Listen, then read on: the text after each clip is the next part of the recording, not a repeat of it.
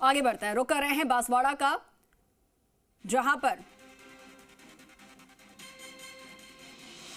इससे पहले एक दुखद खबर जिसने आज पूरे प्रदेश की राजनीति को हिलाकर रख दिया।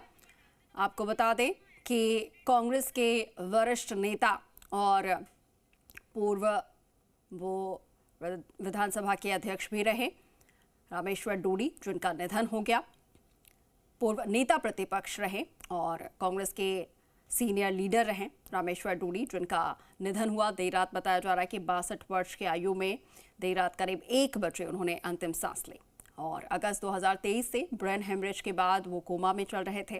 बीकानेर में आज दोपहर बाद जाट बगीची में उनकी अंत्येष्टि होगी। रामेश्वर डूडी ने NSUI से राजनीति की शुरुआत की थी और प्रधान, इसके बाद जिला प्रमुख, सांसद, विधायक और नेता प्रतिपक्ष भी रहे। किसानों की आवाज रहे। डूडी के निधन से बड़ा शोक लगा है और इसके साथ ही एक बड़ी क्षति कांग्रेस को हुई है। प्रदेश समेत बीकानेर में शोक की लहर है। तो वहीं प्रदेश के मुखिया भजनलाल शर्मा ने भी एक्स पर पोस्ट करके दुख जाहिर किया। इसके अलावा पूर्व मुख्यमंत्री अशोक गहलोत ने भी दुख जाहिर किया।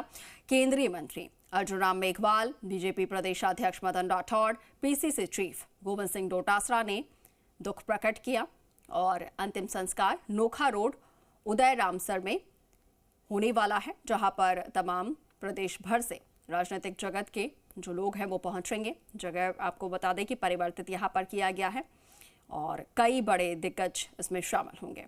पूर्व मुख्यमंत्री अशोक गहलोत, नेता प्रतिपक्ष टीकाराम जूली, PCC चीफ गोविंद सिंह डोटासरा, पूर्व मंत्री हरीश चौधरी समेत कई नेता आज उनके अंतिम यात्रा में शामिल होंगे। उससे पहले उनके अंतिम दर्शन के लिए भी लोग यहां पर बड़ी संख्या में जुट रहे हैं। लंबे समय से बीमार चल रहे थे और ब्रेन हेमरेज के बाद से वो कोमा में थे। ऐसे में देर रात 62 वर्ष की आयु में उनका निधन हो गया।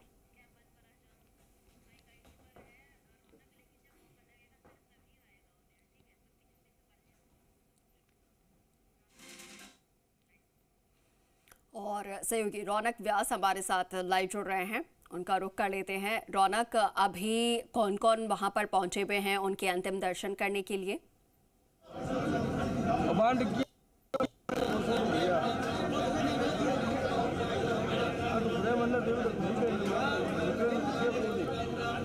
रौनक, आवाज सुन पा रहे हैं?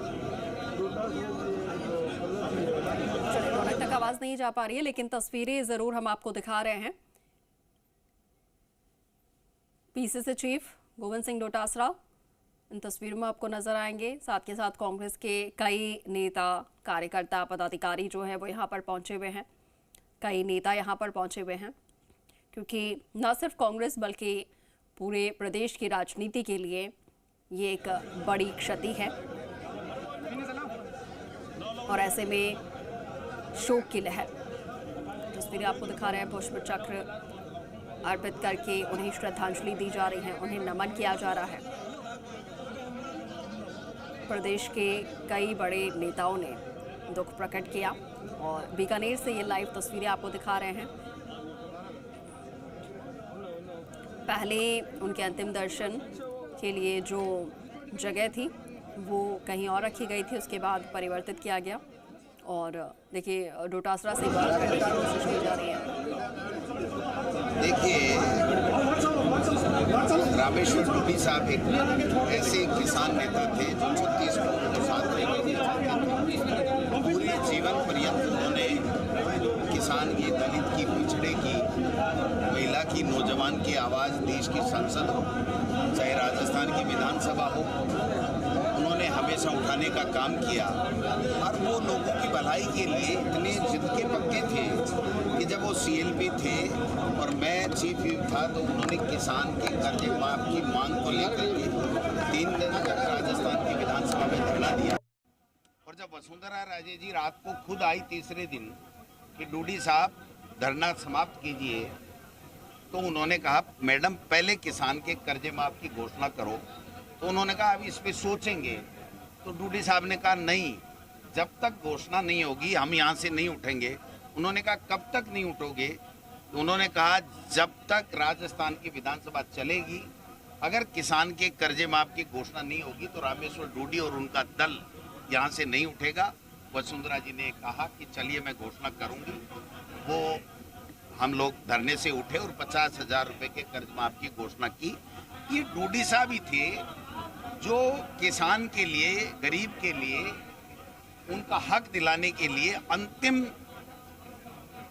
सीमा तक उन्होंने लड़ाई लड़ी। और मैं समझता हूं कि उम्र कम लेके आए, लेकिन ऐसे बेबाकी के साथ में, निष्कलंकता के साथ में और स्वाभिमान के साथ में अपनी बुलंद आवाज से जो मन में होता था वो बाहर बोलने की हिम्मत रखते थे। ऐसे किसान नेता को हम सत सत नमन करते हैं, ईश्वर से प्रार्थना करते हैं कि उनको अपने श्री चरणों में स्थान दे। और शोक संतप्त परिवार सुशीला रामेश्वर डूडी जी, उनके बेटे, उनके भाई, उनका पूरा कुनबा, उनको इस दुख की जो है सहन करने की ईश्वर क्षमता प्रदान करे। सर, आपका जो साथ रहा है, कुछ ऐसी मैं समझता हूँ मेरे बड़े थे, लेकिन बड़े भाई के रूप में उन्होंने मुझे राजस्थान की विधानसभा में कांग्रेस पार्टी की तरफ से बात रखने का बड़ा अवसर दिया। मैं समझता हूँ आज जो कुछ मैं हूँ उसमें एक बहुत बड़ा योगदान रामेश्वर डूडी जी ने मुझे चीफ व्हिप बना करके राजस्थान की विधानसभा में 5 साल अपने साथ काम करने का जो अवसर दिया, वो मैं भूल नहीं सकता हूँ, पूरे जीवन नहीं भूल सकता हूँ। उनके मन में जो होता था वो ही बाहर होता था। ये एक नेता में अक्सर होता नहीं है, कथनी और करनी में फर्क आ जाता है। लेकिन रामेश्वर डूडी जी एक ऐसे नेता थे जो मन में होता था वही बाहर होता था, और जो बाहर होता था वही मन में। गोविंद सिंह डोटासरा देखिए बोल रहे थे, यहाँ पहुंचे हैं, साफ तौर पर देखिए किस बातचीत में करूंगा, जानने की कोशिश करूंगा, क्या कहेंगे डोटासरा जी, जिस तरह से आप पहुंचे अंतिम दर्शन। देखिए, रामेश्वर डूडी साहब कम उम्र लेके आए, लेकिन उन्होंने राजनीति के माध्यम से 36 कौमों की सेवा करने की जो लंबी लकीर खींची है, वो कोई बिरला व्यक्ति होगा जो ऐसी लंबी लकीर से बड़ी लकीर कर पाएगा।